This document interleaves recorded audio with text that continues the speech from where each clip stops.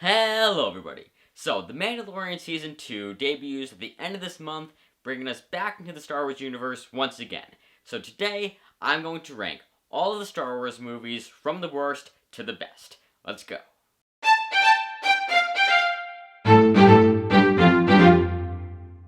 Coming in at 11th place is Solo, a Star Wars story.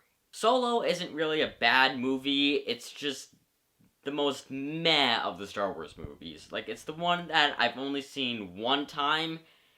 I haven't rewatched it since then, and it's just very meh. It does some cool stuff with, like, having Darth Maul appear at the end, but overall, it's just not one, whereas, like, the rest of them, I'm really always in the mood to watch the rest of the movies on the list. This one, I'm really never in the mood to watch it. Like, I'm sort of like, if I'm gonna rewatch it, I'm like, yeah, I've watched it once, I should probably rewatch it again and give it another chance. Instead of like, I want to watch this movie. I have to watch it again. It's awesome. I have to relive it again. This one, it's just meh.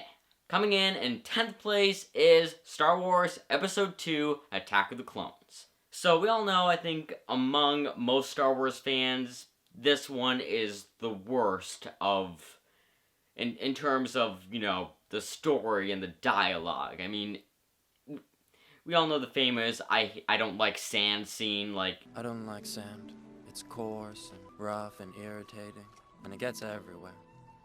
It's just, that just shows the weird dialogue in this movie, especially between Anakin and Padme, and then there's just, the story isn't really developed all that well. I feel like the clones are just kind of thrown in there, and it's not very well developed. There's like, and then like the final battle is just like, there's a weird thing where they're just like swinging the lightsaber above their head. It's like, what is happening here? And then you have like Yoda like spinning around like a pinball everywhere. It's just a really weird movie with weird dialogue. It's not very well developed, so... But like I said, I still really enjoy this movie every time I watch it. This is why it's above Solo, because Solo I don't really enjoy that much. This one, like everything else on the list, I pretty much can watch it any time. Like, I'm pretty much always in the mood to watch this. So, but because of, again, the weird dialogue, the weirdly not very well-developed story, it comes in 10th place. Coming in 9th place is Star Wars Episode 1, The Phantom Menace. So, much like Attack of the Clones, this one also has some weird, clunky dialogue, not very well-developed story. It gets kind of boring in the middle where they're talking about just like a bunch of like the politics of it all. It gets sort of it slows down in the middle. So, but the thing that puts this above Attack of the Clones is really three things: Qui-Gon Jinn, Darth Maul, and the Duel of Fates fight. I mean, Qui-Gon he's I think the best Jedi, and his death at the end of it is it's really what causes Anakin to become Darth Vader. Like, it's like, if he didn't die, Anakin wouldn't have become Darth Vader. Plus, Darth Maul is really awesome, and it's kind of weird with Darth Maul, because like he ends up like coming back later in like Clone Wars and Rebels, where he gets developed more. Where in this one, he's just sort of the really awesome guy with the double-bladed lightsaber. So, yeah, and then, of course, Duel of Fates is, one of the greatest lightsaber duels of all of Star Wars. So, that's what puts it above Attack of the Clones, even though it falls into many of the same problems. Coming in at number 8 is Star Wars Episode 9, The Rise of Skywalker. So, this one also is a very not well-developed story. It's not very cohesive. It feels like the whole thing with Palpatine is very forced into it, no pun intended. But it's just like, I don't know, just weird. It's like, and it's supposed to be the end. Like, it's not a very good end to the trilogy, and it's an even worse end to apparently the Skywalker saga. It's sad because the trilogy, the sequel trilogy, had so much potential to be great, and it just fell so flat at this movie. It just, because this is supposed to be the ending of it, and it just fell so flat. It just, I mean, it does some cool things, but it's just not at all the ending that we deserved for the sequel trilogy. So that's why it comes in at number 8. Coming in at number 7 is Star Wars Episode 8, The Last Jedi. So I've actually always had a hard time since The Rise of Skywalker came out figuring out where The Last Jedi falls in relation to The Rise of Skywalker on this ranking, because I feel like they kind of fail at the reverse things that the other does, meaning that I feel like The Last Jedi is a well-developed story. It's a good movie, but it doesn't have enough Star Warsiness in it. It just sort of goes against a lot of the things that Star Wars is built on. So I feel like it's a movie without the Star Wars, where I feel like The Rise of Skywalker does the reverse, where it has so much Star Wars, but it doesn't have enough cohesive, well-developed movie, where it's a lot of fun. Like, when I first watched it, I was like, man, that's so good. It was awesome. It's Star Wars is back. And every time I rewatched it, I've liked it a little bit less. I'm like, yeah, it's not very well developed. The Palpatine thing is really thrown in there. Where The Last Jedi, I feel like I've had the opposite reaction, where when I first watched it, I'm like, man, that was awful. I mean, that didn't reach the expectations that it was supposed to. And since then, rewatching it, I've each time liked it a little bit more. I've been like, this is actually pretty good. Like, this actually goes pretty well with what The Force Awakens set up. Like, it does some things that are a little weird, but it does a pretty good job. Like, killing Snoke, I think that was a pretty good move. I think that had they not killed Snoke, The Rise of Skywalker may have been better, because I think killing Snoke kind of doomed The Rise of Skywalker to be bad, because they kind of had to bring, because I think that's the reason why they had to bring Palpatine back, because they were like, oh, we killed Snoke, and now we don't have the main big villain, so we have to bring Palpatine back, even though it wasn't ever hinted at before. So I like that they went for it and killed Snoke. I just wish that it had, hadn't had the consequences that it had on The Rise of Skywalker. Other things that are good in this movie is the fight with Kylo Ren and Rey versus the Red Guards. That is one of the greatest lightsaber fights ever in Star Wars. So, and yeah, it's just, overall, I think it's really grown on me since it's come out. So that is why it's in 7th place above The Rise of Skywalker. Coming in 6th place is Star Wars Episode 4, A New Hope. The one that started it all. Which I think is actually the thing that kind of hurts it, that kind of brings it down on the list for me, because since it has to do all of the world building, it can't delve into the world as much and delve into the characters as much as the future movies could, because we're still getting introduced to the world and the characters and everything, so it just can't do the things that the future movies did. I also, as I mentioned, my favorite movie from each year, I've Been Alive.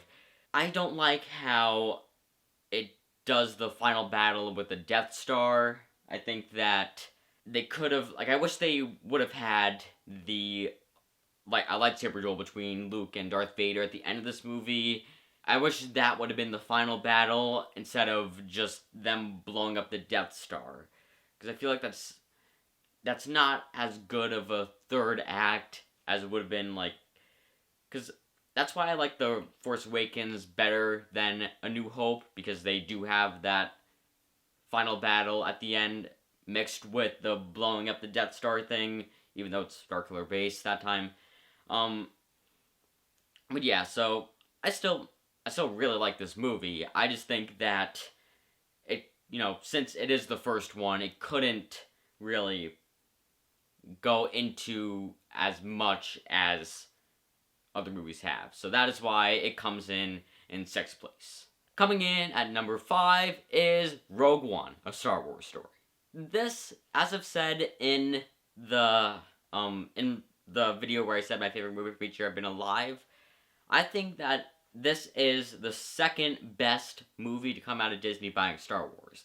I think that it is really one of the only ones that I think captured what the original trilogy felt like. It's the most, I think, Star Warsy.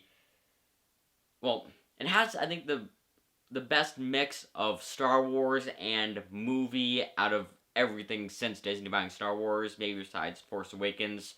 And yeah, it's really surprising how good it was. Like, I really didn't expect it to be as good, and it is really a good movie. And of course, the Darth Vader scene in the hallway where he's just taking out everybody as they're trying to get the plans is just... It's just such a great scene. It is an epic scene, and it's kind of sad because I think, like, it's the thing that everybody talks about from this movie, and I feel like the whole rest of it is also good, but I feel like people only really talk about that scene.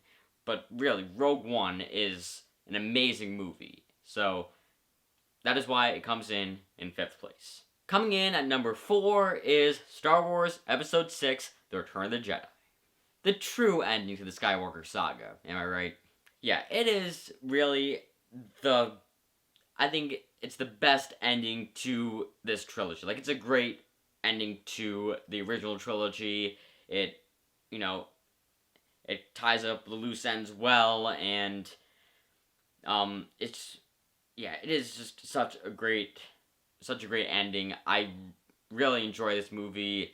One problem, I think the only problem I really have with it is that of the CG, because we know that George Lucas added in some CGI to the original trilogy, and I think the CGI additions to this one are probably the most questionable out of them all. Especially with, the whole musical number in Jabba's palace. Not really that great, but overall, it's a really great movie, a great ending to the trilogy, and it comes in 4th place. Coming in 3rd place is Star Wars Episode 3, Revenge of the Sith. This, even though it still has some of the weird dialogue and weird kind of story as, the rest of the prequels have, it's way better than the other two, and it just does such a good job at showing Anakin's turn to the dark side and becoming Darth Vader. The Obi-Wan versus Anakin fight scene, their duel is, and may be, the greatest lightsaber duel of the Star Wars movies. It does everything so well. It has so many quotable moments, like hello there. Hello there. General Kenobi. Yeah, it's really good. Alright, so that is why it comes in at number 3. Coming in 2nd place is Star Wars Episode 5, The Empire Strikes Back. Now, this is a lot of people's favorite Star Wars movies. Like, a lot of people on their ranking, this one is at number 1, and I totally see how that can be. Like, I totally understand that. It is it's really great. I think because where A New Hope was the beginning, was the first one, it had to do all the world building. This one had the world already established, so it could really delve into everything in it, all like the stuff with the Jedi, and it could really do a good job at really delving into the characters too. And they obviously have Luke go off on his own to train with the Jedi, where and then have Han Solo and Leia and Chewie and C-3PO go off on their own journey trying to escape the Empire. And it just makes for a really fun movie, a really enjoyable movie, and plus, obviously, it has one of the greatest movie reveals of all time. No, I am your father. And there's really nothing that holds this back from being first place, besides the fact that the movie that is first place is so good. Which I should say that coming in first place is Star Wars Episode 7, The Force Awakens. This is such an amazing movie. It, I think, does such a good job at bringing us back into the Star Wars universe after 5 years, after 10 years, and it does the story of A New Hope again, kind of, but with, increased, technology, increased CGI and special effects and stuff, bringing sort of A New Hope, which came out in 1977, and bringing it to 2015. And I think it's the best way they could have done that, because, they could have went the route of just rebooting Star Wars, recasting Luke, Han, and Leia, but you can't really do that, because Mark Hamill is always going to be Luke Skywalker. Carrie Fisher is always going to be Princess Leia.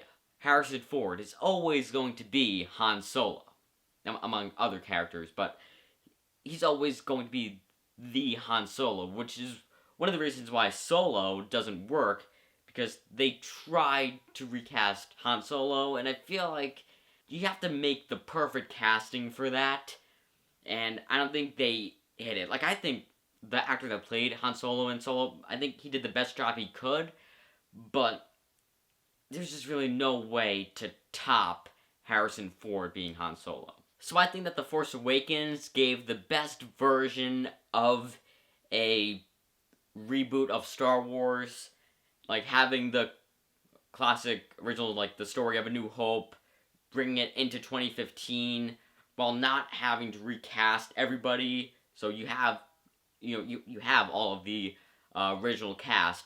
You obviously have Han Solo in a lot of it. Leia's in a lot of it. Luke's in, the last 5 seconds of it. But, it doesn't have to recast everybody. It does new characters, a new story with Rey, Finn, and Poe. And it gives... The sad thing is that this movie set up so much potential for this trilogy. And it just... Again, like I've said when I was talking about the Rise of Skywalker and the Last Jedi, it just fell so flat by the end of it. It was just like, it could have been so great. Like, they set up so much with, Finn could have been so much better as the stormtrooper that defected and turned good, and that's such an interesting concept that could have been utilized more, and it wasn't. But this movie, I'm still trying to talk about The Force Awakens, it sets up everything that could have happened, but it didn't. And like I've been saying, it takes the story of New Hope into 2015. But like I've also said, it improves on the story of A New Hope by having the lightsaber battle at the end. Because I've said I don't really like that they didn't have Luke and Darth Vader have a lightsaber duel at the end of A New Hope. And in this one, they have Rey and Kylo Ren have a lightsaber duel at the end, at the same time as they're having the blowing up Starkiller base thing. And I think that just makes it so much better than New Hope. And I think that it just does such... I think it's the most Star Wars-y of anything Disney had, and it just takes A New Hope, which is amazing, brings it to 2015, and that is amazing, and that is why Star Wars Episode 7, The Force Awakens, comes in at number 1. So that is my ranking of all 11 Star Wars movies, from the worst to the best. Please comment below, what is your ranking of the Star Wars movies, and also, how excited are you for The Mandalorian Season 2? I personally am so excited for it. We got Baby Yoda back there. So, yeah. I am excited. But anyway, also, please remember to like, subscribe, and check out some of my other videos. Because with that said, that's a wrap.